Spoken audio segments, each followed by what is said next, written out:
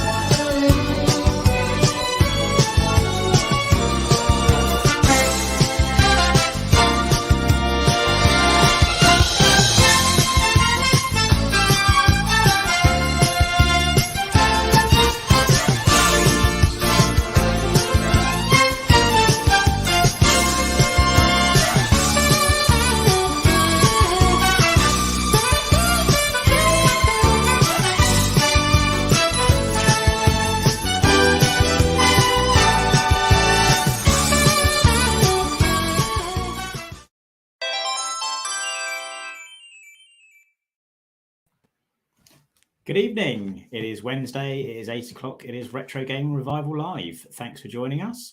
I'm Triangle Face, and I'm joined by my partner in crime, Mr. Nintendolly. Hello, good evening. Partner in crime. I'll take that. I like that. And we are joined today by our special guest, joining us from FUZEArena, product manager of Fuze4Switch. It's Dave Silvera. Yeah. Hello. Dave, Yeah. Hi. Hi. Hello. How are we doing? Hopefully, not a partner in crime yet, but we'll see where it goes. Oh, yeah. We'll see how we go. There we go. Well, thanks very much for joining us. It's nice sort of getting to meet you before we went live. And as I said, I've been watching your brilliant tutorials on Fuze4Switch, and I just wanted to get you on to chat because I was like, yeah, I want to chat to this guy because he knows his games and he knows his coding. I thought it'd be really good to pick your brains and get you on as a guest and see what you have to say about gaming. Well, that really means a lot. Thank you very, very much for the kind words. It's still quite surreal. I was saying this just before we started, but as somebody who watches quite a lot of YouTube content, it is really bizarre that some people are sort of referring to me in this way. It's really nice. I'm not going to lie. I have to try not to let it go to my head. At a recent workshop recently, one of the kids was demanding a selfie with me, actually, because said I was his favorite YouTuber. And it's like, really? Oh, man. Have you seen what's out there, dude? Yeah, he probably has as very well. cool. That's the thing. There is some guff and there's some tripe, and sometimes you got to wade through the mud to get to some of the good stuff. And if you're his favorite YouTuber, man, I fully believe him. Oh, dude, that's very, very sweet. Very engaging as well. It's a hard thing to get into initially and pick up because there's quite a few hard concepts. I think the way that you explain everything and break everything down, like you're talking about dunking your biscuit in your tea and things like that, change colors, do that, and you could just walk through it, and then being able to go back and redo them, and then you've got your Switch in your hand, you're going along with it, and then see some of the stuff that can actually be produced on it is really impressive. So yeah, you're doing excellent work. For sure. It's I think also just a sort of a testament to the software itself, really, because it's so immediate feedback, and you've immediately like cut out all of the chaff of like needing a compiler and choosing your IDE or needing it, which text editor should I use to write my code, which language are you going to write in, and worrying about how to sort of open up a window and all these different things, and needing 7 different programs installed on your computer. You just write it and press plus, then it happens in front of you, which is really quite engaging. And that's certainly one of the reasons I found it so easy to pick up as well. And the reason I think that I sort of do a decent-ish job of explaining it is because I'm still very recently sort of, I would say, a new programmer. I mean, I often forget how long I've been at Fuze. It's now been nearly 10 years. I joined just after university. And initially my job role was nothing to do with the actual coding side at all. All the workshops, I was just building computers, which was the computer that we were designing at the time, that Fuze was manufacturing, which was basically like a Raspberry Pi in a really cool case that was evocative of that like classic like retro computing scene. And I say retro, obviously it was the current computing scene back at the time, but that environment of the 80s where it was very much like you plug it in and it says ready and you write some lines of code and whatever you write is happening, and there's no GUI, there's nothing like that going on. And so we were always trying to capture that. And then I became more and more involved in the workshops, and then sort of eventually wanted to have a go at doing them because I've got a bit of a teaching background. and we sort of it all sort of snowballed from there. But I really do remember what it's like to not be able to code at all, and so I think that really helps me sort of bring it down to a very digestible level, I would say. Yeah, absolutely. Great. Let's just see a quick hello to everyone in the chat we've got. So we've got we have got a lot of people in the chat this evening. It's lovely to see. If you want to do the buttons, I kind of stepped in there and started hitting. Yeah, no, you're all good. So yes, we have got Ian from the Poltergeist. He is bringing the Poltergeist back as the Poltergeist. Oh, really? Yes. So first tangent of the evening, as we said earlier, with tangents, we all have a tangent. So yes, first tangent of the evening. Keep your eyes and ears peeled for Ian's new The Poltergeist podcast. The Poltergeist were fantastic. If you like horror, horror is my thing. This is all pretty much horror.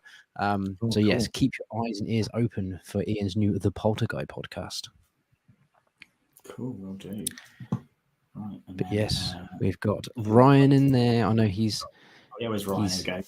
Yes, he is here. I know he's sort of probably flitting between the football and this, so that is greatly appreciated. And my daughter in the chat saying she stole my mug. Shocking. Shocking. I mean, who steals your dad's mug? Just unbelievable. I don't know. Of course, got Gina here asking their favourite question: what was for dinner?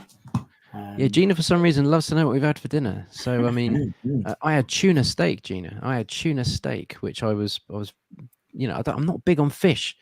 Tangent number 2. Don't like fish very much. But my wife cooks a mean tuna steaks. That was lovely. And then we've got Cabbage Face. Good evening, yes, Mr. Bricks. So I don't know if I've missed anybody, but if I have, I apologise. Hello, greetings everyone in the chat. I will happily indulge that fish tangent as much as one. As a big fan of fish. Oh yeah, no, fish is where it's at. I mean, to be honest, food is probably my main passion, just beneath games and music, somewhere wrapped in these top 3 things. And just to answer the question, I'm going to count this as sort of lunch dinner because I had a decent portion of fish and chips. That was like a late lunch. And then quickly, just before the stream started, I'd bought some like sushi from Waitrose. So it was a very fish-based day. All the fish. See, I'm not a big fan of like normal fish like cod and salmon, things like that people typically have. But I will have shellfish or have like squid or prawns or crab and things like that. But I don't eat fish. Don't know why. No, all I mean, we've had this revelation a couple of streams ago. I am petrified and a full phobia of crabs. Cannot go near them. They are literally the devil. I would much rather face off against a Bengal tiger than a crab, I think. Really? Yeah, I hate crabs. I cannot stand them. It's like freezing phobia. Like a tiger-sized crab, I would definitely be afraid of. Tigers don't have like Moving it swiftly back into gaming. Well, the first tangent of the evening, giant horrendous crabs. So yeah, can you let us know what are your early gaming memories and early programming memories? So what got you into gaming and what kind of got you started with programming? Sure. Okay. So right. I think probably my earliest or one of my earliest gaming memories. Now there's a picture of me which I don't actually remember being taken. So this must count as like earlier than my memories were actually forming.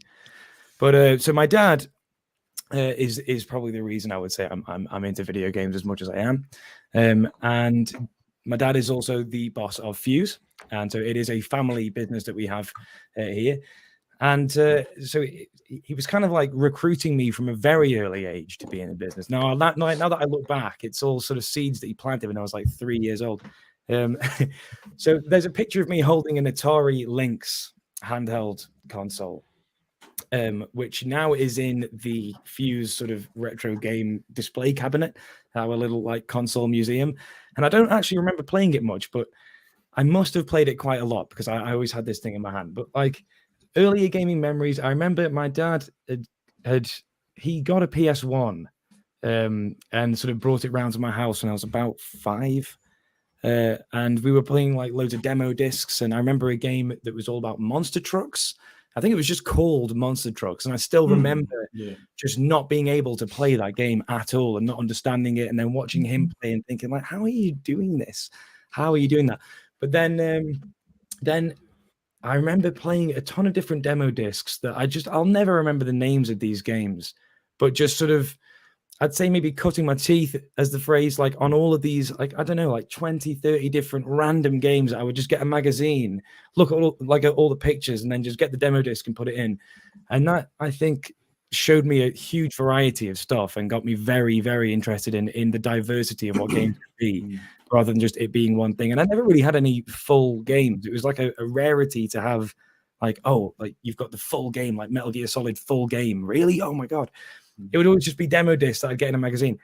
But anyway, then very, very early on into having that, I think maybe I was like 6 or so, my dad sort of swapped it out for an N64 because I think he felt that it was more suitable for kids my age.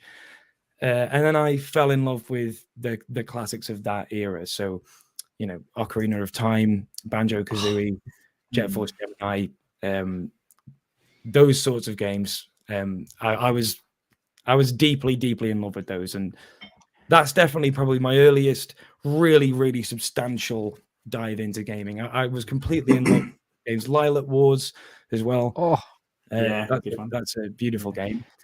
And then, but I was always sort of playing various consoles so my mum and dad are separated, have been ever since I was very, very, very young, and I would go between mine in Stoke-on-Trent and his flat in London, and I would be at home in Stoke-on-Trent playing N64, and then I'd go to his flat and we'd dig out like an NES or a SNES, and I would play more stuff. And I always had a Game Boy. I was very, very, very lucky, and I always had access to a games console. And when I was, growing up in Stoke-on-Trent with my mum, she was really lenient and allowed me to just play pretty much all the time. And I think it's just actually a good move, to be honest, because it made me quite good at reading, and because I read just voraciously, and I learned a lot of words through gaming as well. And so very much like fell in love with Pokemon Red and Yellow at the time, like Pokemon Red when it came out when I was about 6 or 7, and I was an avid Pokemon gamer. And then I got a Dreamcast. And that probably remains my favorite console to this day. That is a strong console. I mean, we do talk about the Dreamcast. It does come up. We've had a couple of people on where Dreamcast has been like their top tier godlike console. The thing with the Dreamcast, I know everybody says that it's underappreciated. It was ahead of its time, which it absolutely was. The thing for me that has absolutely stood the test of time with the Dreamcast is the games. But the Nintendo 64 is a very special console to me. That is the fact that you loved it. I think, Ocarina, Mario 64. Those games are still Mario really 64. Good. I didn't even mention Mario 64. Of course, Mario 64. Yeah, absolutely. But even though those games are still very enjoyable and they're still very playable. They look of their time. Whereas you play something like Sonic Adventure or Sonic Adventure 2. Even things like Sega Bass Fishing, like they still hold up now, as far as I'm concerned, with a modern PS5 game. They look superb, they look fantastic, and they play great. That system is unbelievable. And people are still bringing stuff out now, aren't they? There's like a real lively dev community with Dreamcast, and there's like modern Dreamcast games coming out or ports. I know, like Al from Games Re-Up, he talks a lot about things that didn't come out on the Dreamcast and ported. And when we met him at OLL gaming convention last year, he had a copy of, was it Tomb Raider, but on the Dreamcast? And I think a lot of people will pass like, Tomb Raider didn't come out on the Dreamcast. Like, where's this come from? Definitely not one of the not one of the better known titles on there. I think people think PlayStation goes hand in hand with Tomb Raider for me, because it was just probably the most ubiquitous console of that had that game at the time. I mean, it's really tragic what happened, and kind of understandable considering just what you could actually do with a Dreamcast and what it enabled. But I totally agree. Just it's all about the games. My absolute favorite game on there, and to be honest, if I was like pushed at gunpoint to give like a top 3 games, or even like a top, like my absolute favorite, Jet Set Radio is probably always there. So good choice. That game, I think it went so deep, to be honest, into my brain as a kid. I never ever grew out of it, if you like. I think it set my core aesthetics and taste, especially in music, for the rest of my life. It pretty much said, right, this is what the word cool means, and now that's what you get to go on with, like, for the rest of your life. And I mean, same again, like with music, like with the N64. I mean, just the music of Mario and Zelda, like Koji Kondo's music is just, as someone who is a musician and an aspiring, video game composer as well, just I look up to this guy like he is, some sort of god. But same with Jet Set Radio. It was just so funky and cool and cutting edge and ahead of its time again, musically and just graphically as well, the cell shading. And that's another reason why it ages so well, because when you have very stylized games like that, then they don't really look too of their time like it does with Mario 64 and Ocarina. You've got obvious polygons and the textures are what they are, and it's nostalgic, and I still love playing those games because it gives you that nostalgia wash. I mean, to be honest, personally, maybe we'll get into this, but I don't really care about graphic fidelity at all in games. It's nice. I'm glad that there are people who really, really care about that, and that it's pushing this vehicle forward. But to me, when someone says, "Oh, you have to play this game," the graphics are amazing. It's like, well, that's icing on the cake for me. Like, I want there to be something else there, engaging mechanics or particular aesthetic. Like, aesthetics matter more to me than graphical fidelity.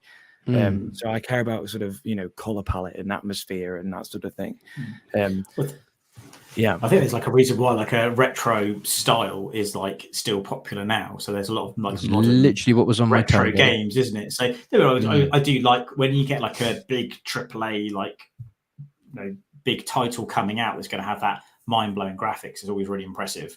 But I'll still go and play something like Sonic Mania and be happy with the graphics that are on that. Totally. Just because it's an art style, isn't it? It's that 32. It's weird, isn't it? Because 32-bit graphics still hold up now really well, but there's that leap. Early PS1 games, some of them are great. If you compare like Crash Bandicoot, something like that, Tomb Raider, like when these games first came out, they were outstanding graphically. Sure. So you go back and look at some of the lesser-known PS1 games and think, they look pretty dire now. Yeah. You go back and look, but games that came out on the system beforehand still hold up. It's like an unfortunate sort of window where like anything pre that window is just obviously super aged, obvious like pixel art aesthetics, like Game Boy aesthetics, like the original Pokemon games. They still kind of look like good, maybe not the Pokemon sprites themselves, but like just the overworld walking around, because it's pixel art and that's aged like fine wine. But then like those really limited textures and the sort of popping in and out sort of polygon, sort of limited 3D look. I mean, I personally, I'm very much a proponent of this like PS1 revival aesthetic that's going on right now. And you mentioned horror earlier, Ollie. I also am a big fan. And I think that specifically for horror, that sort of early PS1 aesthetic really lends itself well. And there's some very exciting stuff going on in the realm of like PS1 revival horror genre stuff that I like to keep up to date with. And I like that creepy feeling that things, give you from that era. Like it doesn't. We did like a Silent Hill special recently, didn't we? We were talking about the Silent Hill remakes coming out and all that sort of stuff. And talking about that. And that so first one was unbelievable. Unbelievable in every way. And the writing is like, it's just. That is definitely a god tier one, for sure. I mean, sorry. No, you're cool. There's definitely a couple of horror games in that sort of era. Graphically, they're not PS1 at all. They're very much newer looking games. You compare it to like the new God of War, and it looks dreadful. But Song of Horror, that was kind of cool. That went back to almost like having the tank controls, and Tormented Souls as well. That also went back to having that sort of fixed camera. So you walk down the corridor, you enter the room, you're really small at the back, and it sort of moves around very much like Resident Evil and Silent Hill and games like that. And that was like, oh man, that was such a great thing to come back to, because then you get people probably like us who play that and have this, oh man, nostalgia kicks in straight away for it. Sure. And then you give it to someone who doesn't have nostalgia for that type of control method, and they immediately go, this is dreadful. Why can't I do this? I can't believe this is an artistic choice. And you're like, yeah, there are going to be people that have never had tank controls, that have never had a fixed camera, and they're just going to probably hate this kind of thing. But yeah, and they're just going to have to be complacent being wrong, I guess, and that's fine. yes, they are. While we're sort of still on the subject of PS1 era games, I'm going to pause for breath before we ask you this, because it's one of mine and I's favourite games. It's been a bit divisive on the show. Oh, Dogs has do it in the you chat. like Final Fantasy VII? Oh yes, yeah. Oh, good stuff. I do indeed. Yeah, I was going to mention that actually, because that was one that I had a very profound memory of when I had the PS1, and I never finished it, of course, because I was like, when did it come out? It was 97? 97. Yeah, 97, I think. Yeah. So I was 5, and I would have been playing it maybe when I was about 6, just on the border of 6 and 7. I didn't understand really what was going on, but again, great for picking up reading ability as a kid. But it was a deeply enchanting world and atmosphere, and the music is just incredible. Very, very good soundtrack. Completely incredible. I mean, some of my favorite game music ever is from that soundtrack. The Genova theme is one of my favorite pieces of music ever written. And the battle music is just probably the best battle music ever made, in my opinion. And I can listen to that and become just deeply emotional. I mean, it makes me want to cry, to be honest, because it reminds me of being like a 6-year-old and sort of feeling totally bewildered by everything and in awe of everything. And it just puts me right back in that place. And so, yeah, Final Fantasy VII will always hold a very special place in my heart, for sure. I came back and played it at uni and did about, I don't know, like 100 and something hours, and went and rinsed the whole thing and tried to kill the weapon bosses, but just got hard. It's pretty hard. And I'm someone who likes a challenge in games, but it's a type of challenge that's like, okay. And what I really like about those sorts of games, because again, Big Dogs has asked, because he doesn't like Final Fantasy VII at all, and is very against it. If we ever ask a guest, do you like it? A couple of people would be like, no, I don't like it. I think it's overrated, and he's been super happy with that. So I think that's why he's probably hoping that you would answer differently. But with those games, I just think either you like that style of game or you don't. And I think Final Fantasy VII is a very good example of like that type of game. Well, for me, it was the first like JRPG that I played. Same for me. And then it's made me love the genre. Like the first time I played it, I've been playing like, Sonic the Hedgehog and Mario and things like that. And then I played Final Fantasy VII. Like, this is completely different. It is. And one of the things I really enjoy about it, that some people might not, is just doing like the materia management system. Yes. And I would spend ages just sat in the menu thinking, what combinations of stuff work well and blah, blah, blah. And then I might sometimes like get to a save point and then spend a good, 20 minutes just playing around my setup and my materia, then save it again and then turn it off. When I come back, it's like, I'll see how good my materia setup is. Doing like that elemental and added cut and trying to mix things around. Get Knights of the Round going with W summon and nonsense. And my favorite combination, right? Because you mentioned beating Ruby Weapon. There's a good way to beat Ruby Weapon. Is you have Mime connected with Quadrat. So Quadrat does like 4 of whatever the last command was. And what a lot of people might not realize is that includes limit breaks. So if you have this, you've just got Cloud and you have Omnislash ready to go. You do Omnislash on your turn. Then with the other 2, you do nothing, not even defend, because otherwise you mime defending. But I think Ruby Weapon sucks the other 2 away, don't they? And they leave the battle. And then you do Mime, which is linked to Quadrat, and you'll do Knights of the Round 4 times for free. And not many things in the game will survive that. So that's the best material combination is Mime and Quadrat, and do a limit break. And then just make sure you don't touch any other command. So, well, if I do go back, I'll try and bear that one in mind.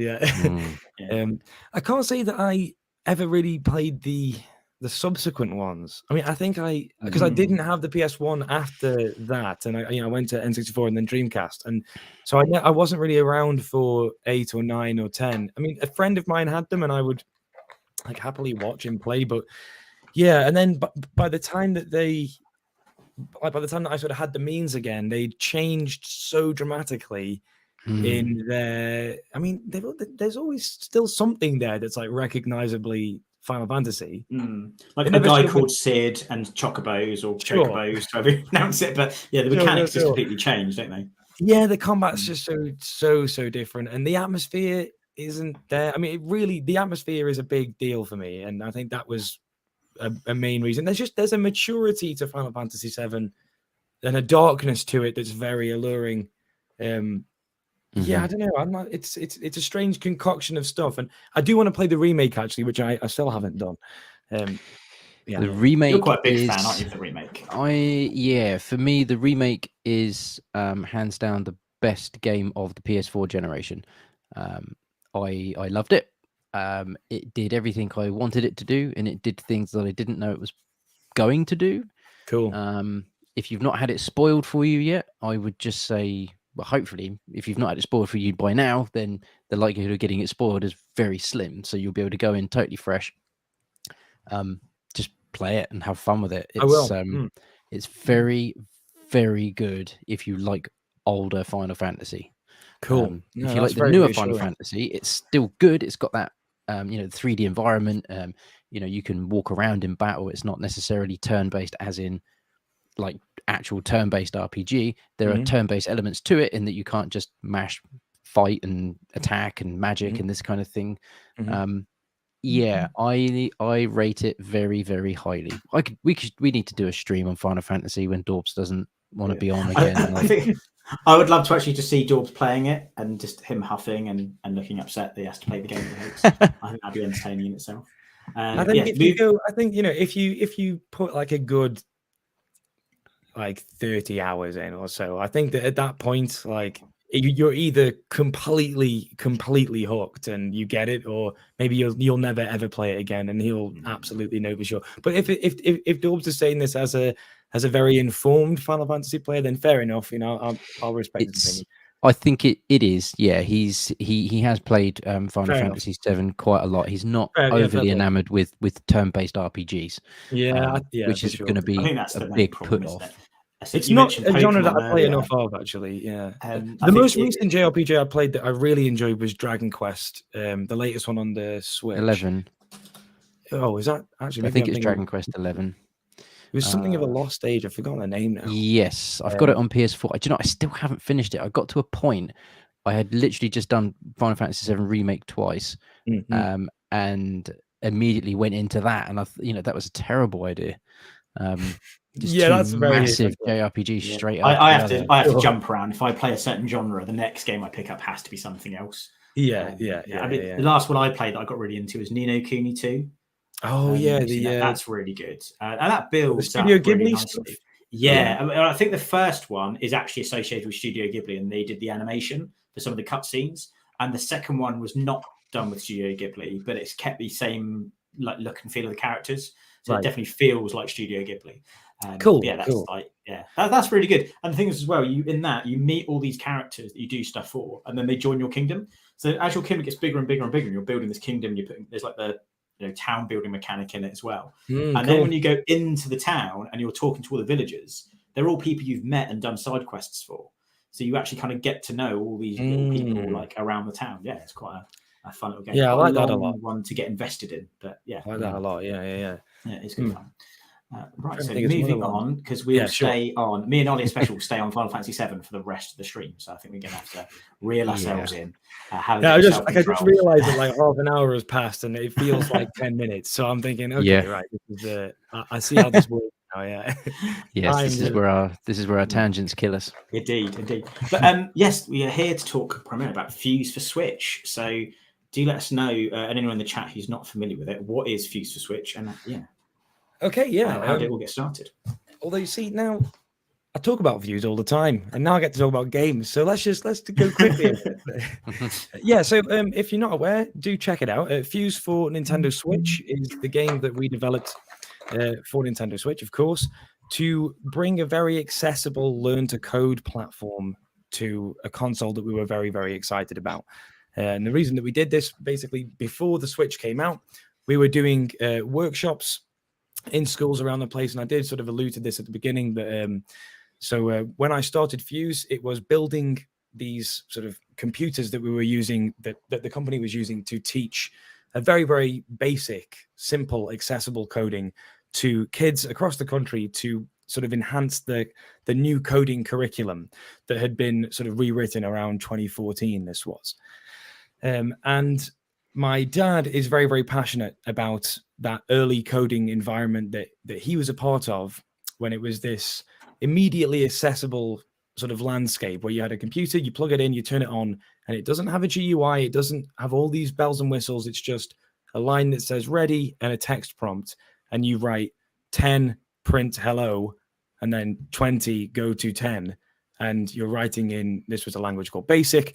and it was super accessible. And then as programming developed and became more and more capable, and computers sort of developed all of these extra bells and whistles, we grew a lot of distance from that environment. And now learning to code is this very sort of enigmatic thing where you need a few different things installed on your computer, and there's a lot of work that you have to do before you're actually typing code and understanding the core concepts.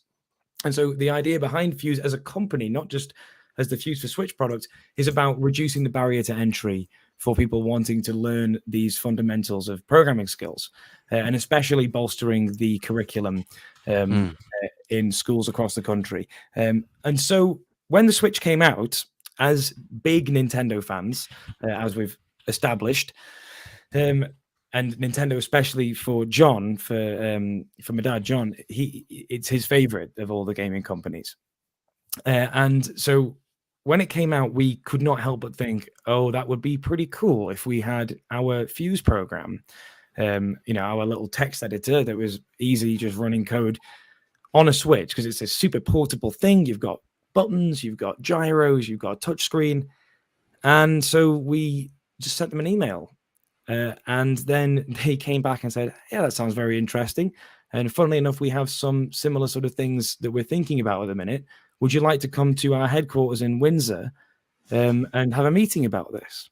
And so then obviously we were just like, are you kidding? Yes, please. We get to go to the Nintendo headquarters, and we were beside ourselves, right? We really were.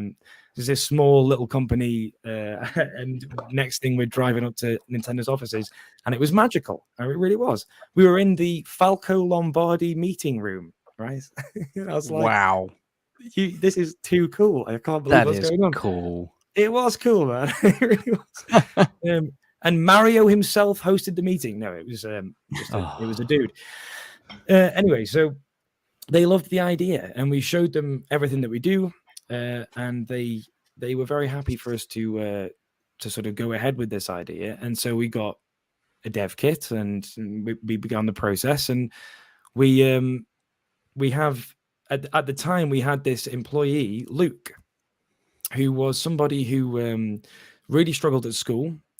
He's an autistic lad, Asperger's syndrome, and an incredibly gifted programmer, like the likes of which you just do not see. Okay, he was at the time that he joined us, he was 15, and he really wasn't getting on at school. And we worked out this sort of system where he would come and work for us, and he was helping us develop this software that we were using with these manufactured computers.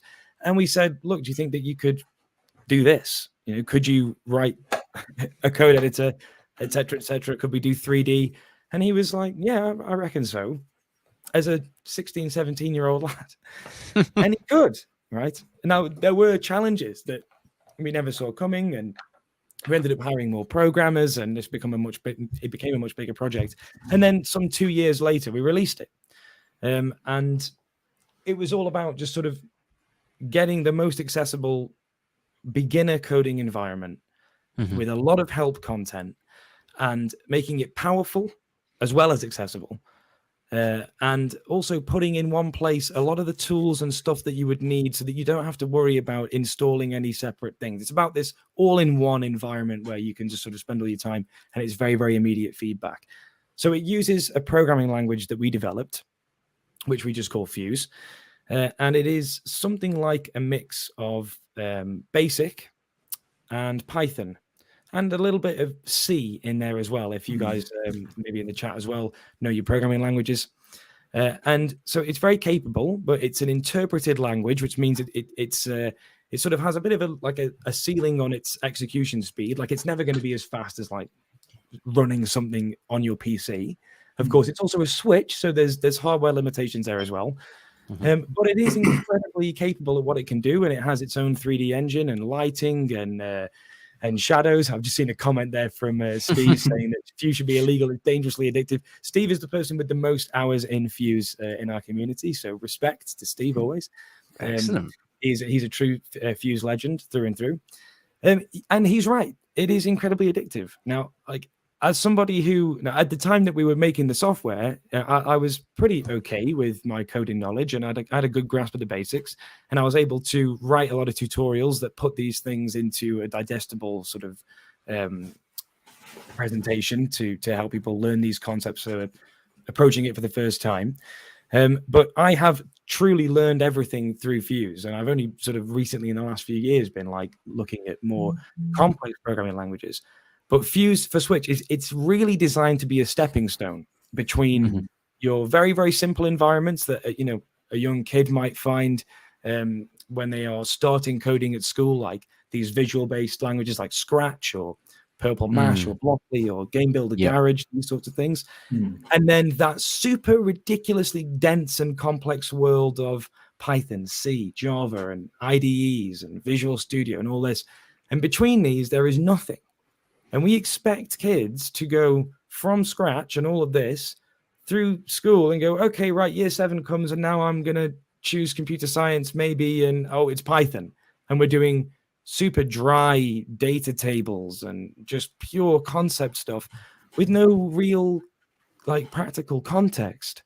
And so I've sort of spoken around this a lot, and perhaps I've been too wordy in my response here, but one of the most important things I want to touch on, and we did mention this briefly in the talk just before the stream started, but this is really the most important aspect of Fuse, is that it gives you a game context to learn very advanced abstract things.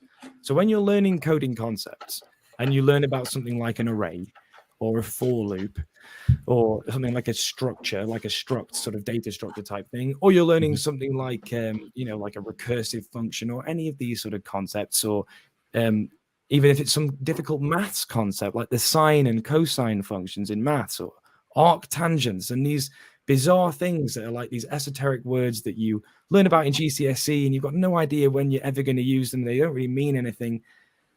This gives you an ability to play with those ideas and see them do things in a real game context.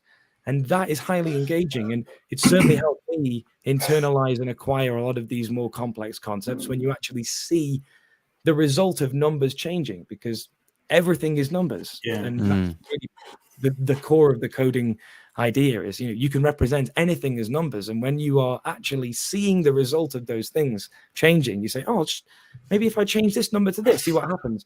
You press the plus button and it just happens on the screen in front of you.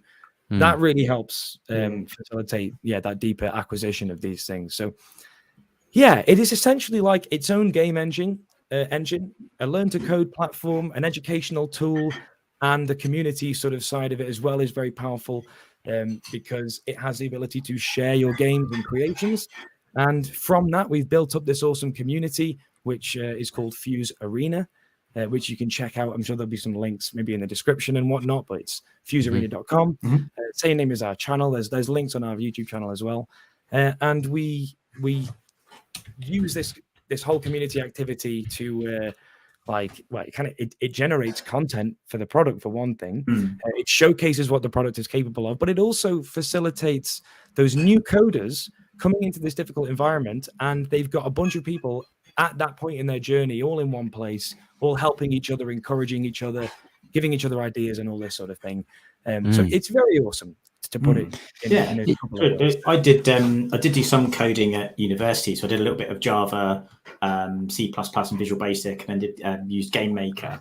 And it wasn't until I kind of left that behind a bit, and when we started doing this podcast and talking to some different game devs and people started talking about developing games again, I was kind of, I really want to kind of dabble in that again. But I mean, I left university like over 15 years ago now, so like I think I need to start over and start from scratch. Like I understand the concepts of it, but I'm not going to know how to make a game anymore. I need to kind of go back and start again. And then I sort of went on to FUZEArena and started watching the tutorials. Like I say, like doing the going through the tutorial, going through, writing all down the code and getting it to work. But then once you finish the tutorial, you've got the code, playing around with it. Like, what happens if I change that value?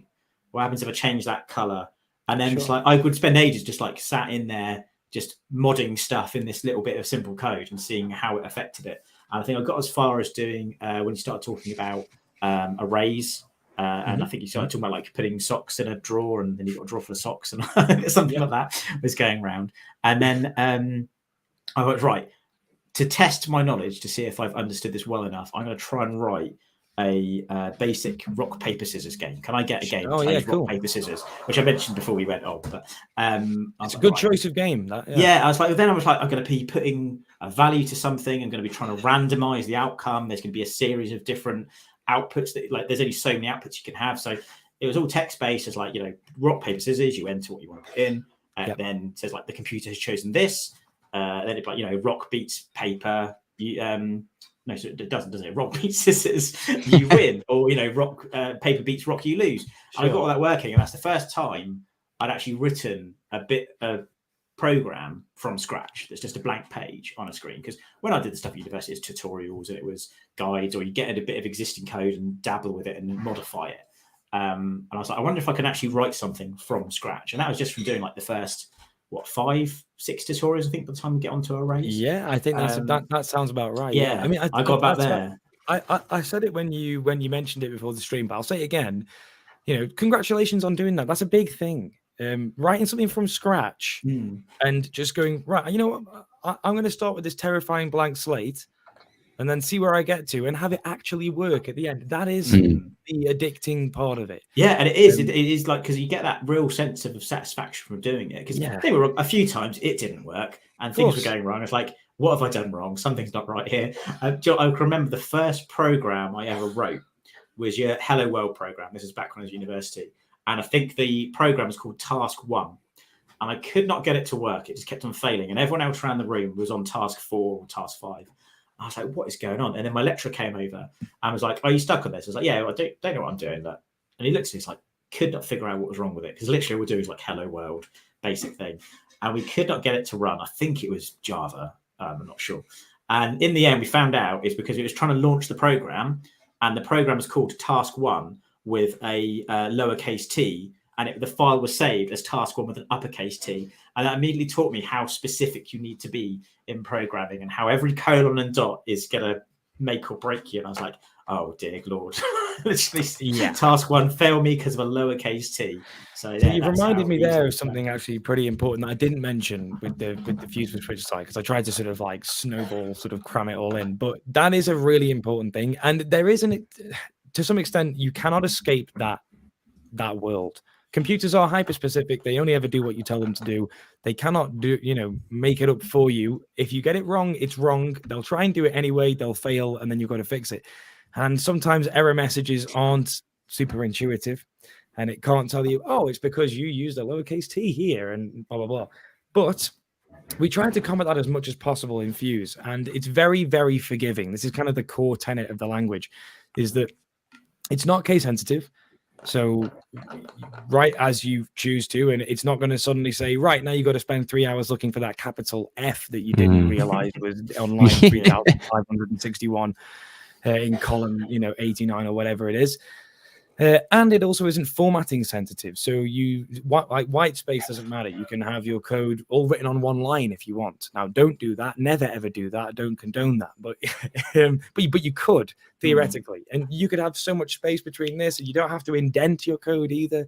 You should, and these things are really good practice, but it's not going to pull you up on that if you don't. So the only thing that really matters is that you spell the names of the functions correctly, and stuff like brackets in the right place, you see, because there is some amount of it that you cannot escape, because it does need to know when does this line end and when does this line begin at some level when it's going through the code and scanning it all and making it all into instructions to then for everything else to run and make the game happen.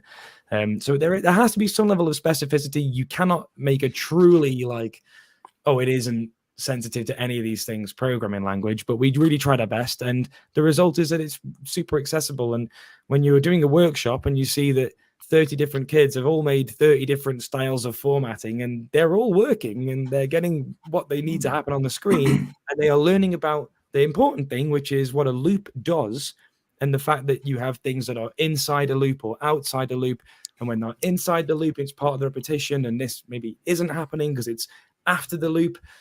That's the important part, is program flow and the basic concepts. And so it's about removing that barrier to entry, you know, because the more times you like stub your toe on a missing semicolon, the more, like, especially at that beginning stage, that's the bit that really stops you from truly getting bit by the bug. And then when you are nice and bit by the bug, then because you never stop missing semicolons ever. You never stop getting right. That happens to me all the time, and it's just part of the course. But at that beginning stage, it's important to have those few moments where things click, because that's the bit that addicts you, and it makes you realize, actually, I do get that. That makes perfect sense. Not, why isn't this working for some esoteric reason, which will happen eventually. Don't worry. Dude, you know, I can absolutely tell that you've been a teacher, and I can absolutely tell that you are, like, you believe and love your product, as does your community and everything else. So you are so engaging. I'm just sat here absorbing everything you're saying and just thinking, Christ, I want to have a go at this, because you're really selling this to me, and I'm good. I'm very glad. that bodes well. Well, I mean, we're a very, very welcoming community, and don't ask me. Just look at our Trustpilot reviews or whatever rubbish you want to hear. But I say this, and I know it to be true. Our community is one of the most lovely, welcoming, encouraging communities out there.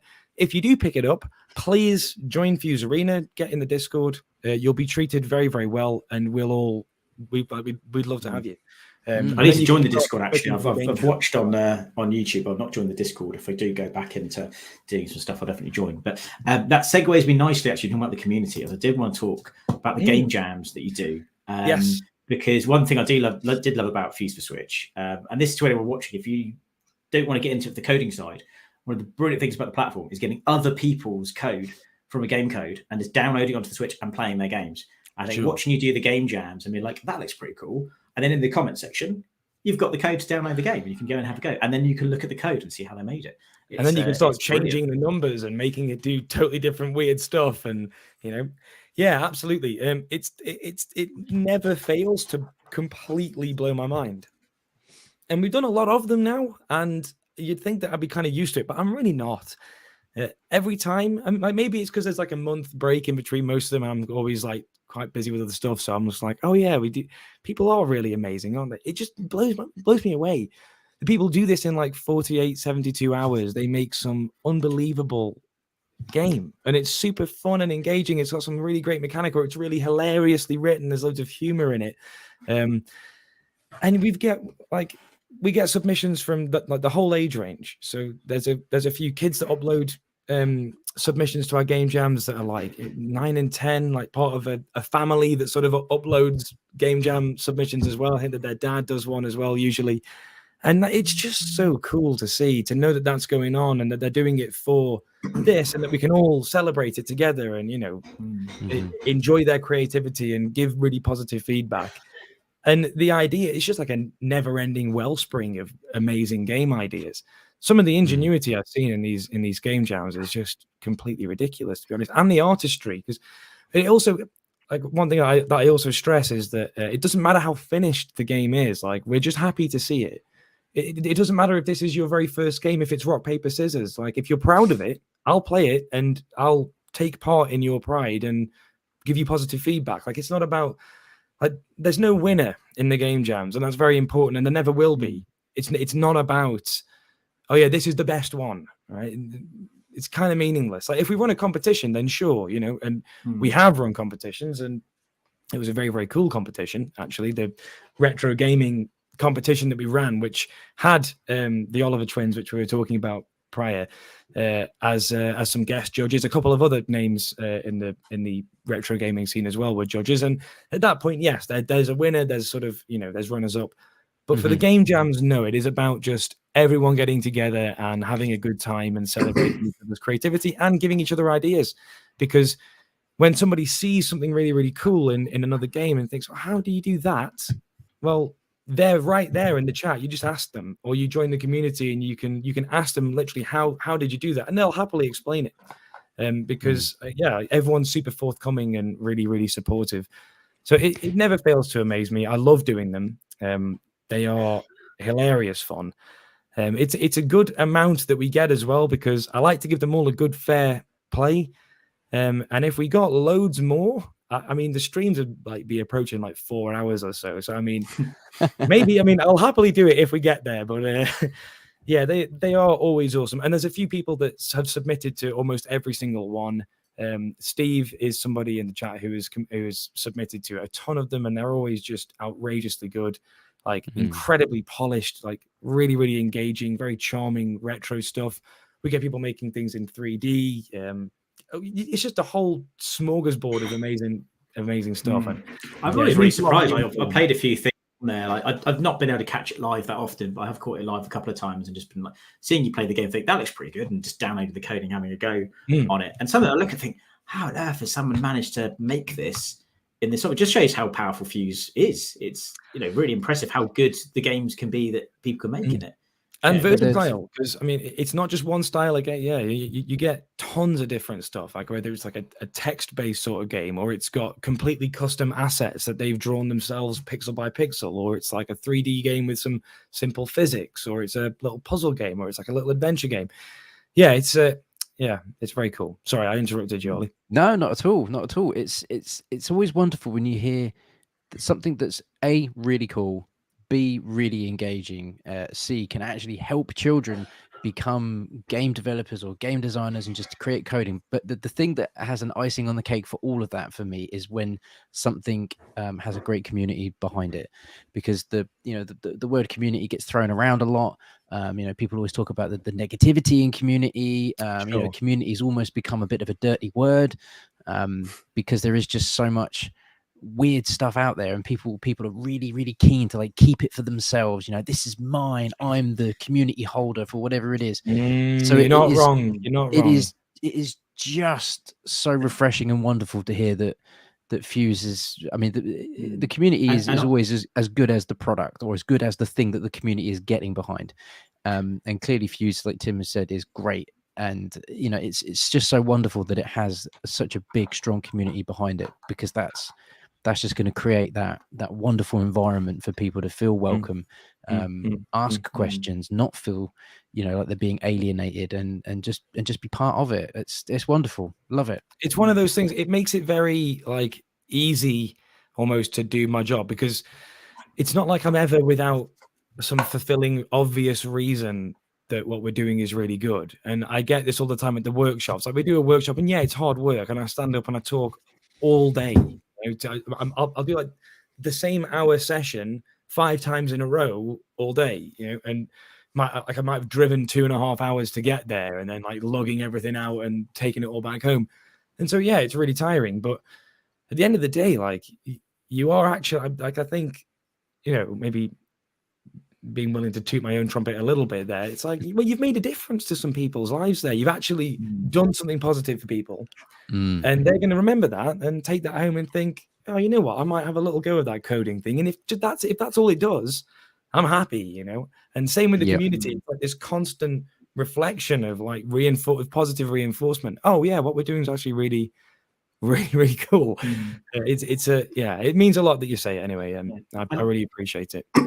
And to touch on the community piece as well, like one thing you find in some communities is that gatekeeping. If like, you can't be a fan of something unless you are a fan of it in the way that I am. And it sounds like FUZEArena is the opposite. It's welcoming and it's bringing more people in. It's like, no, just entry level. Look at this, and you can see where it can get to. 100%, 100%. I mean, we don't look at the code in the game jams. It's. I mean, if you've got some great code, then awesome. That power to you. But like, it's not about how you've done it. It's just about the fact that you've done something and you're proud of it. You're proud enough to put it on display for people. I mean, that's the bit that I'll always be positive. Like, even if the game isn't really up to much, if it's not finished and there's a few bugs in it, and if it's half broken and whatever, who cares? Like, you've been courageous enough to put that out there. And that deserves to be respected and celebrated at the end of the day. And, Yeah. Great stuff. Right. We'll move on to our final segment of the evening. which we discussed before, and that's our regular section we have now, which is called Waller's Remasters. Sure. Named after Rick Waller, who first introduced it to us on the show, and we've now become a regular segment. So the idea is pick 3 games that you believe should have a remake or a remaster. Okay, I'm going to warn you now. Okay, I've got more than 3. We'll let it slide. We'll let it slide. I've got a few honorable mentions. And then I'll tell you like my main 3, but I have to say now, right? Because we're going back into gaming talk, and I feel like I've sort of like betrayed myself here a little bit, because we've talked about early gaming memories, but I haven't mentioned my absolute. So I mean, I did say that Jet Set Radio was like my absolute favorite, right? And I haven't really mentioned my sort of more recent absolute favorite, and this is what I would want to see a remake / remaster. But it's also an honorable mention because it got one. I'm not really a fan of it. Okay. It was done okay. It was good enough, but seeing what that studio is capable. Okay, I'll just cut to the chase. So I'm a big Dark Souls fan, right? Ooh, yep. Huge Miyazaki and From Software fan. Okay, I have a deep love for their games. I really get what they're doing, and I feel like those games were very much like when I was first playing Dark Souls 1 and Demon Souls. Actually, I felt like this person was making this game for me specifically. That's the feeling I got. Like, you know, like when you're reading a great book and you think, how do you know this about me?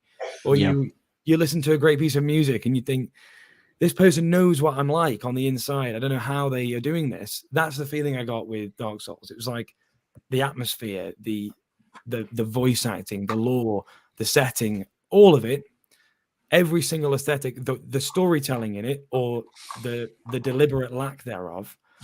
I love. It fully gels with everything I'm about. I don't know why. It's just the way it is. And I've then, ever since Demon Souls, just closely followed every single thing that they've done, and I'm a huge fan of them. And then actually since that, I went back and looked at some of the games that they made long before, and I didn't realize, but I was a fan of them before I even knew anything about them. Like one of the earlier memories again. So I used to love a couple of games, Armored Core. Yep. Yeah, that's good one. Love Armored Core, yeah. Yeah, really, really cool games. And I never knew that they were FromSoft. And then there's another game that's on my list here, but I'll mention that in a minute, which I also would like to see a remaster for. But again, another From Software game that I never knew was FromSoft. But at the time, as a kid, I loved them and thought they were really, really, really cool and engaging, and just had that alluring mysteriousness to them. So Dark Souls 1 got a remaster, and it was by Bluepoint Studios, who have then gone on to do the remaster or the remake of Demon Souls on PS5. Now, I haven't got a PS5, but I recently had the pleasure of playing that game. And I have to say, even though I said that graphical fidelity is not something I really care about very much, that is the best looking game I've ever seen in my life. It kind of plays well into that world, though, doesn't it? I know, like we say, you know, ray tracing and graphic fidelity, everything like that. Yeah, but it's Demon Souls and it looks really good. It's such a beautiful game. It looks too good. It's just, I just couldn't stopping and going, what? Oh my God. Yeah, it was really, I was baffled by the lighting. Is just, it's ridiculous. It's special, right? The voice acting, they've done a brilliant job of. So seeing what is possible from Bluepoint and a remake, and I'm a big fan of Shadow of the Colossus as well, and their remake for that was stellar, unbelievable. When I see what they did with Dark Souls 1, it's not good enough. It's not good enough. It's fine. It's just fine. But they kind of, I don't really like what happened with the lighting. I don't feel like it was. They just could do more. So what I'd like to see is Dark Souls 1 that world be given the Demon's Souls remake treatment. Right? If I, I'd be into that. The prospect of that just, I'm I'd be glad into to hear that. it. I'm And glad to hear it. it's the same era as, or same era. It's the same generation as Demon's Souls. So yeah, get on it. Yeah, make it work. yeah. Make it happen. Yeah, so that would be really, really cool. So anyway, but I'm going to put that as a honorable mention because it kind of got one anyway. So another honorable mention is another RPG that I more recently found that I absolutely fell in love with. Just hits every nail on the head again of just like, we don't see this anymore, but it is also getting a remaster, which is a game called Gothic. Okay. Which was by a studio called Piranha Bytes. Which was, I think it was like 2002 or 2001 that it came out originally. So very weird. It wasn't very big in the West. It got a lot of traction in Eastern Europe, and it has a super engaging open world and a staggeringly open world before open world was open world sort of thing.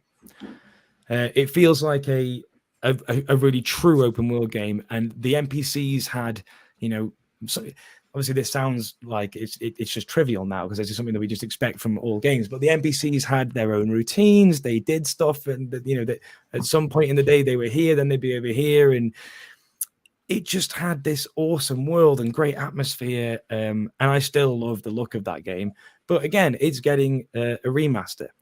So I can't really have that on the list. So I would love to. I'm very happy with that getting a remaster. Although I will now keep an eye out for that remaster if it is actually. Yeah, you must. Yeah, thanks for putting it on our radar. If you try and play it now, because you can get Gothic 1 on Steam, but it just doesn't really work. If you play it, I think it might still be like fundamentally broken. You have to download a bunch of stuff to be able to play it, and the voice acting is just objectively bad. It's funny. It's like. It is quite funny, but it isn't good. I mean, it was, it's a small studio at the time, and they were very rushed to get all this out, but it's so impressive, and the atmosphere is wonderful. Music's great. Anyway, and then my third honorable mention is another one which is super close to my heart on one of my favorite systems, but it is getting a remaster. It's just not out yet, so I kind of just want it to just hurry up and be out, and that's Advanced Wars on the GBA. Yeah, and it's getting a remaster on the Switch. Now, I loved Advanced Wars, again, one that I'm in love with the music for. I played a ridiculous amount of it on my Game Boy Advance and then DS as well. But it is getting a remaster out on Switch. It's just not out yet, and I really want it to be. So there's some criminally I've not played that. I think we've had this mentioned with us before. Advance Wars. I can't remember who brought it up, but someone else who's been on with us has mentioned it as one of their favorite games. Or the Game Boy Advance was one of the few Nintendo handhelds and few Nintendo consoles actually that I just never picked up when it came out, and then. Because I never picked it up at launch, it's not something I necessarily have a huge amount of nostalgia to go back for, even though it is something I would love to go back and play because there are some absolutely killer games on there. Gone back and played it. Like I was the same. I completely missed the Game Boy Advance. I never had one. But then I picked up one of the Almanacs, the RG351P. I got one of those with all the ROMs on, and that's got a whole bunch of Game Boy Advance games.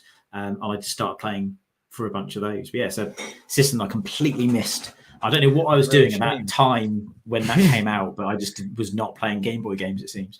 I mean, honestly, by the time I went back to Game Boy, it was like we were then on the DS, and it was like, oh, the Game Boy Advance has just come and gone. Yeah, it's strange. Yeah, because it was a very influential one for me, and I feel like that segment on early gaming memories, like it could have been an hour easily, because I didn't even talk about Game Boy Advance, and the amount of time I spent on my Game Boy Advance was just ridiculous, especially. Pretty much just two games, and that's two series of games: Advance Wars 1 and 2, and then one that I'm going to mention in a second, which is one that I want to see remastered. So yeah, incredible game if you like your strategic turn-based combat. It's very charming and super addictive, and the pixel art is beautiful. It's got loads of personality, amazing music. Cannot recommend it enough. And I recently found out it actually has a fairly decent competitive scene, which I had no idea about. But there is still a live competitive scene, which is amazing. Right, okay, that's those out the way. Right, okay. So probably my main one is Jet Set Radio Future, which was on the original Xbox. Okay. And was a truly incredible sequel to Jet Set Radio, which took that super cool, everything I loved about JSR, and just expanded it to this awesome world, this interconnected world that you could skate around and do all sorts.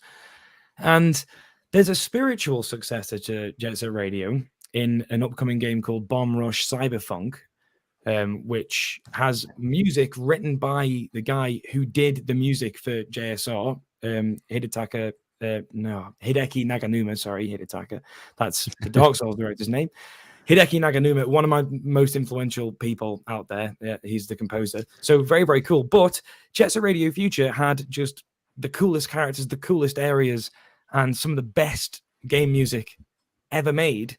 And it's just criminal that it hasn't seen a remaster. And I dig out the old original Xbox every now and again to play it, but obviously then you have to use the controller that's like this big, and I have to dig out the CRT and all sorts, and it's a faff. And I want it on Steam like Jet Set Radio is, and it's not fair, and they need to hurry up and do that somehow. It is criminal that it's not Do you know the only way you could get the only way you could get around that is if you've got an Xbox One. I'm not sure if Xbox One went backwards compatible with original Xbox games. I think a few of them they did. Certainly the Xbox Series X, the newest console that takes discs, you can play a huge catalog of original Xbox games on it. Wow, I did not know that. Yeah, it was one of the few things that Xbox One did really, really well for me, was when they just decided, right, we're going full backwards compatible. You have to download a little patch, a little update to, install the game and whatnot. But they also went region free as well. So I was able to import games that didn't get physical releases over here for the 360, Amazing. Play them on the Xbox One. So if you have an Xbox One, I do not. You must be able to pick one up free with a bag of chips now. Everyone wants. That's rid of it. those. Yeah. Okay, mate. Well, that's. I haven't even considered getting an Xbox One until this conversation, really. So I didn't know about purely for that game. About that. Yeah, that's. So I noticed that Steve's now saying that you can play JSRF on the Steam Deck, and I'm desperate for a Steam Deck. So don't even talk to me about the Steam Deck, Steve. I really, really want one. I don't have one, and it's again not fair. Our very own Blunners has one in the chat, and it's impressive. I ended up. I was having a hurry about, do I get a PS5, Steam Deck, or what do I want to get? And I ended up deciding to get just a new laptop because I would begin to kind of have a better laptop to use for the stream and things like that as well. And I had the Oculus Quest 2, and Riga, who's in the chat, he does loads of VR chat videos, and he kind of helped me do my setup. So you need to get on Steam VR because the Oculus Quest is like all in one thing. But if you get a link cable and you can do PC VR link, you can then open up a whole new library of games that's all from the Steam library and third-party stuff.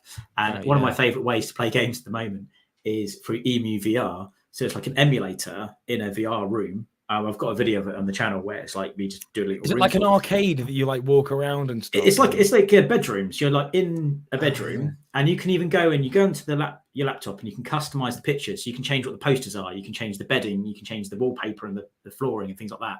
And if you put an emulator in there, like an N64 emulator and a ROM, they will spawn as physical objects in the room. So you have to then get your TV and put it on the stand, and then you have to get the N64, and then you get the plug and you plug it into the TV, and then you get the cartridge and you plug the cartridge in. And then if you then look at the TV, you press certain buttons, you can then put your Oculus controllers down, pick up a normal gamepad, and then just play the game. And you can actually play the native game within a VR environment. And there's something so novel about it. And the other thing I love about it as well is light gun games work on it.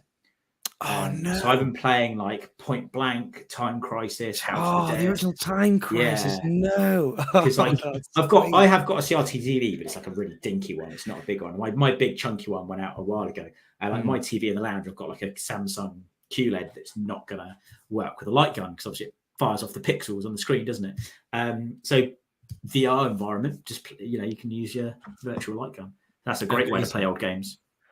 Oh, that's amazing, and that makes me want to. The last time I tried the light gun it actually wasn't too long ago. We because in the Fuse office we have a couple of CRTs, and we just dig them out every now and again. But I did have a big CRT that I was using, so quite a big Super Smash Brothers fan as well, and especially Melee. Now I got really quite into Melee like some years ago. Went to a few tournaments and stuff. I wanted to be quite competitive with it. Not very good at it. A lot better than your average person, but not into. I've played some good players, and it's just nonsense. I went. When we went to OLL, there's a Smash Brothers tournament, and I fancied myself a good Smash Brothers player, and then realised that I was wrong. There's certain games there's only so good you can get at Mario Kart. You can get to a certain level at Mario Kart, and you just can't get. The ceiling on Smash is. Yeah, Super Smash Brothers is just you can get.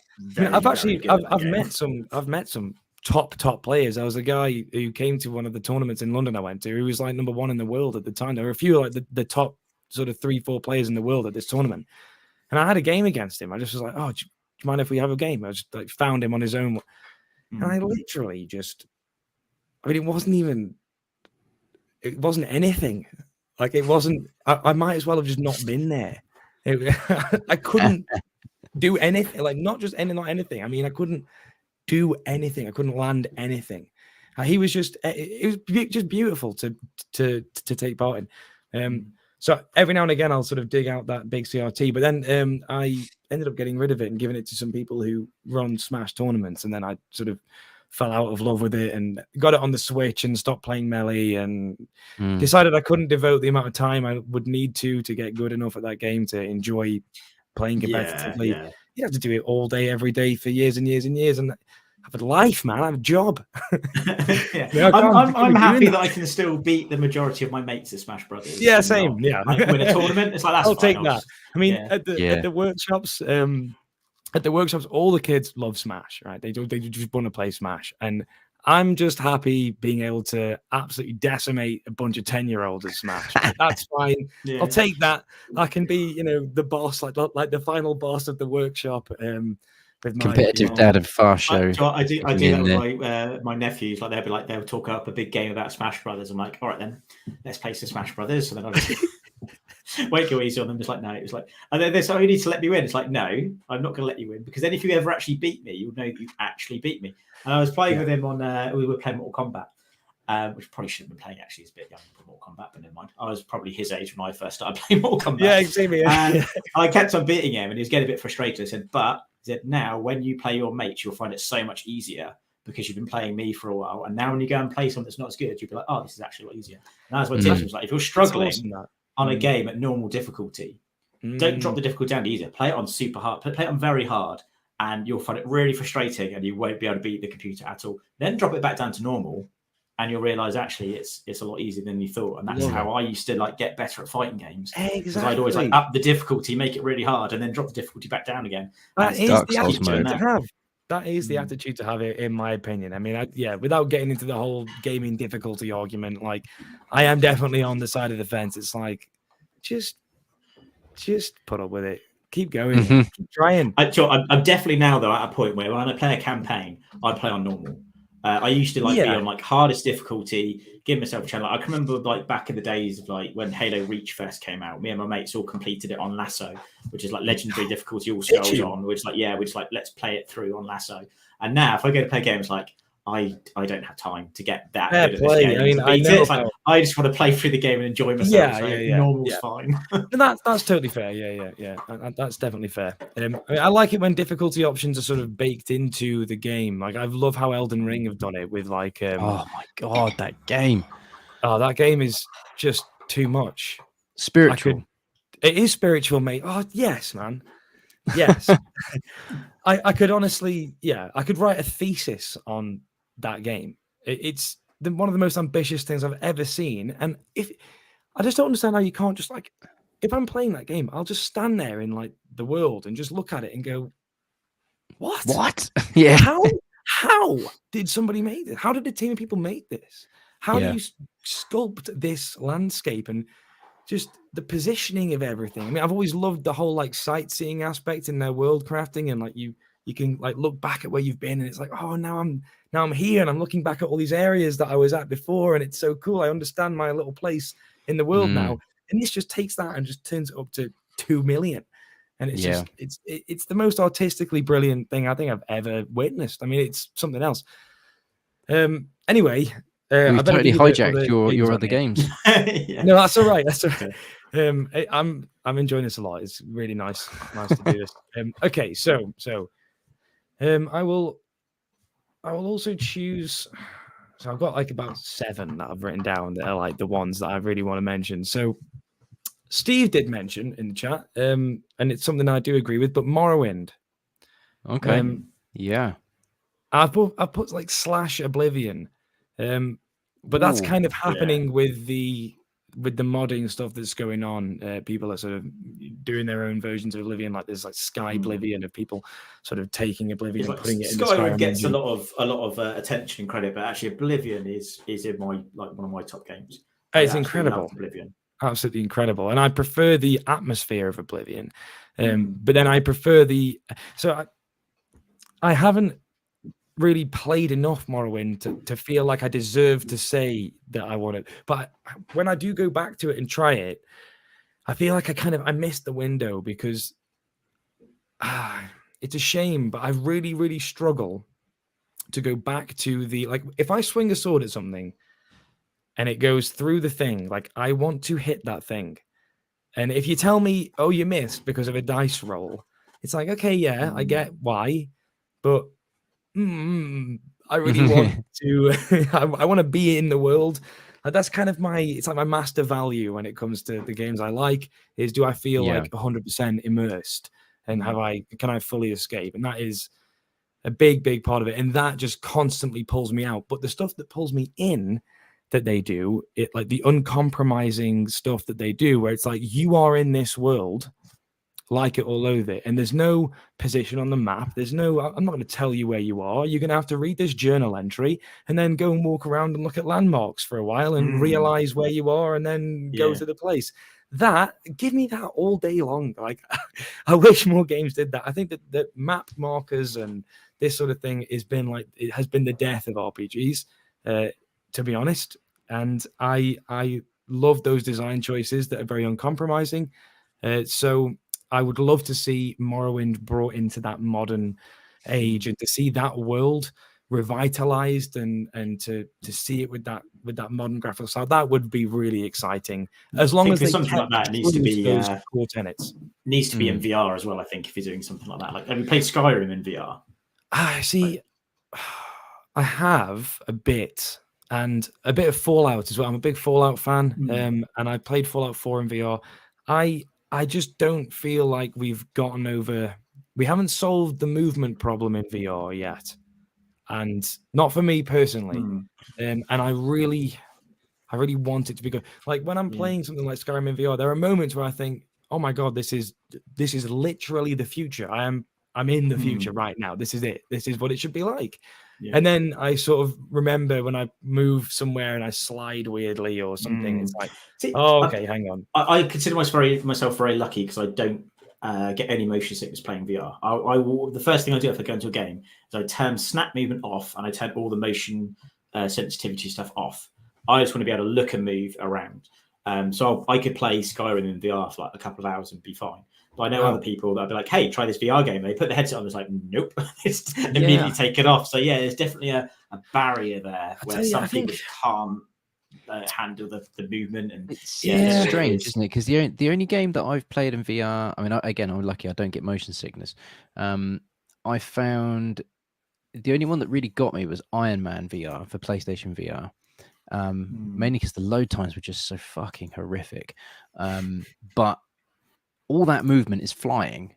So actually, all I needed to do with that is angle the move controllers, or angle the VR controllers, so that you're effectively, your hands do that, and then you propel yourself forward, and you do that, you propel yourself backwards, do that, you go higher, do that, you go lower.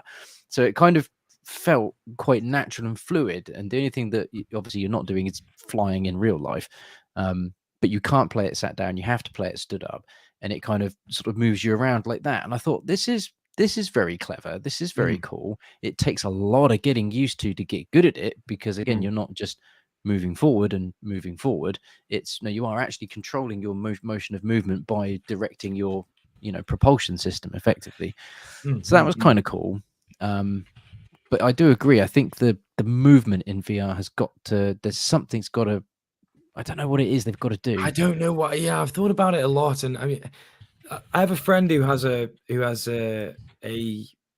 one of the more recent Oculuses, and when I played with that, something did click a lot more, because so my partner has an HTC Vive, which she's had for God knows how long, like since they came out, and she was really into VR at the time, and I've used that a lot and played like a ridiculous amount of Beat Saber and just loved it. I absolutely love a lot of the VR games.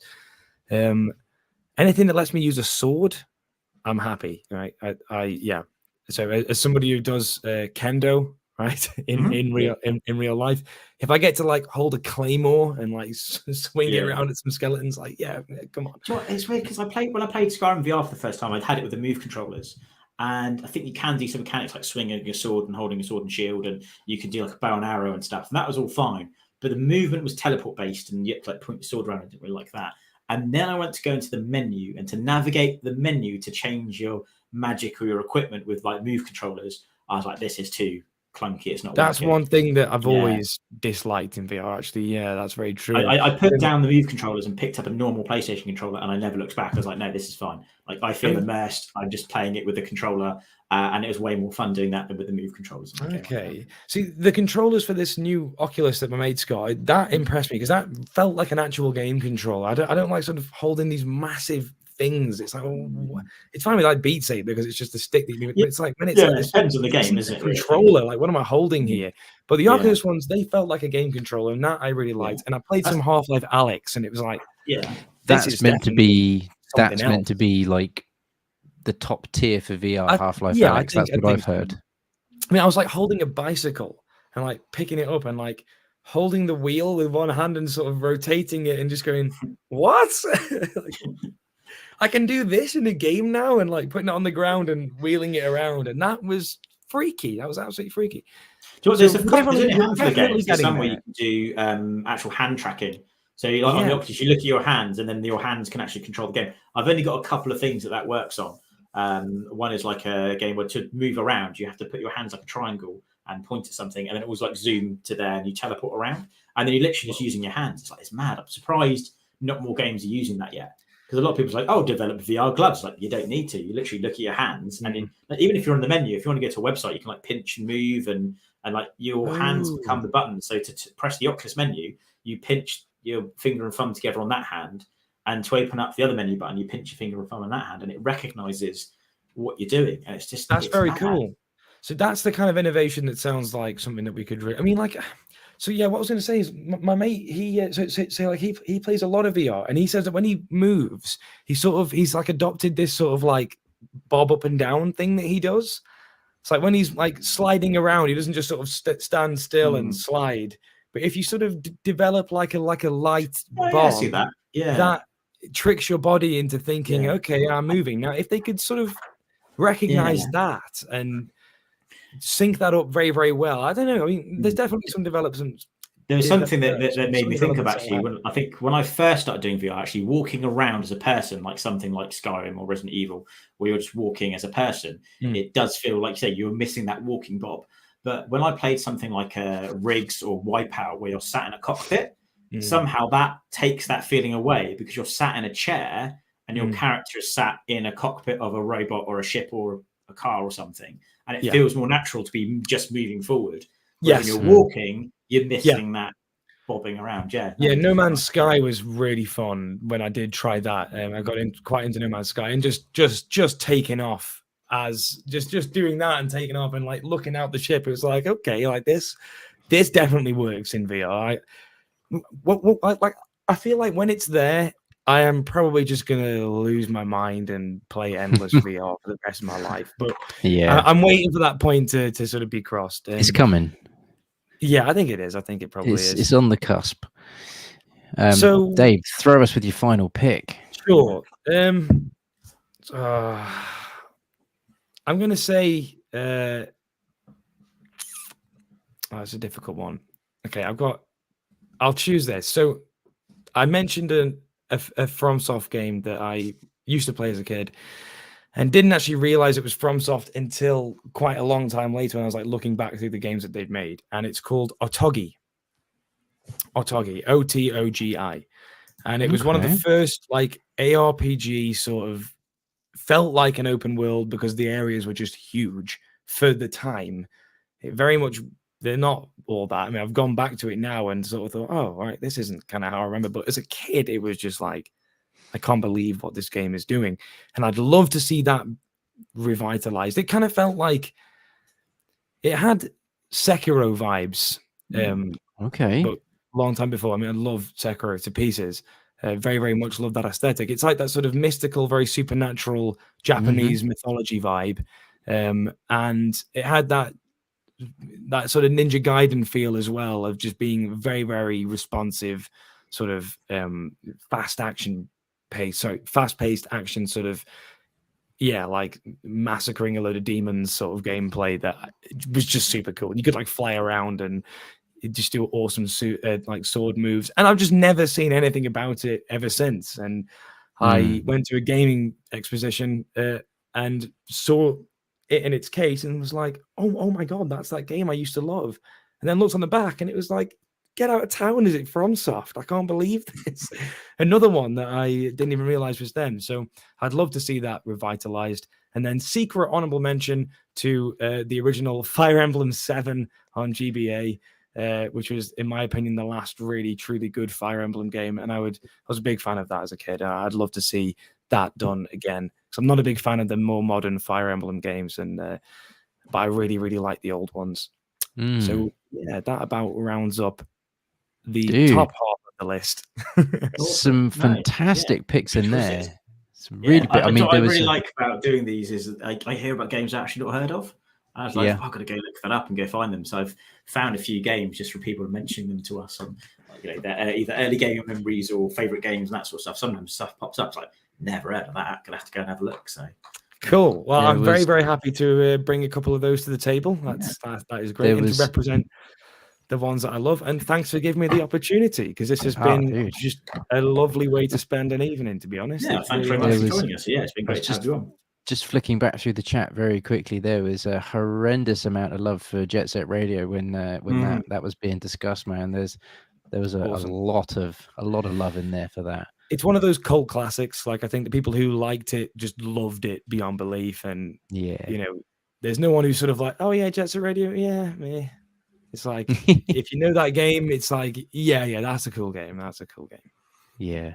Cool. So is there anywhere that people can follow you? Would you want to plug any of your socials or anything that if people want to keep up with FUZEArena and stuff, where sure thing. So youtube.com/FUZEArena. You can check out our Game Jam streams. There's actually one coming up this weekend, the theme for which will be announced tomorrow on our forum site, which is FUZEArena.com. And that is the best place to sort of stay up to date with what's going on in Fuse, any news that's happening, any developments that we're doing as a company, events that are going on, that sort of thing. You can find us on TikTok as well. We do sort of silly, daft coding shorts and Game Jam highlights that have been a lot of fun. If that's your bag, you can find us. It's all just FUZEArena. So if you search FUZEArena in Google, you will find everything Fuse related. Our main site is fuse.co.uk. If you want to find out about our workshops, or you'd like to inquire as to, maybe getting us to go and do a workshop at a school that you know of, or that sort of thing, I think that about covers it, really. Yeah. So FUZEArena is generally where you'll find us. Oh, and the Discord channel as well. Yeah, sure. If you come to FUZEArena, the YouTube channel, there's usually an invite link there. And it's a great community of people all helping each other out. We share coding advice and talk games all the time. It's great fun. Awesome. Beautiful. But, well, thanks very much again for joining us. And thanks everyone in the chat for watching. And we'll see you all next time. Thank you. Excellent. All right, thanks very much. You're right running the outro? Or do you want me to run I'll give it a try. We'll see if I do the outro. Right, here we go. Thanks, everyone.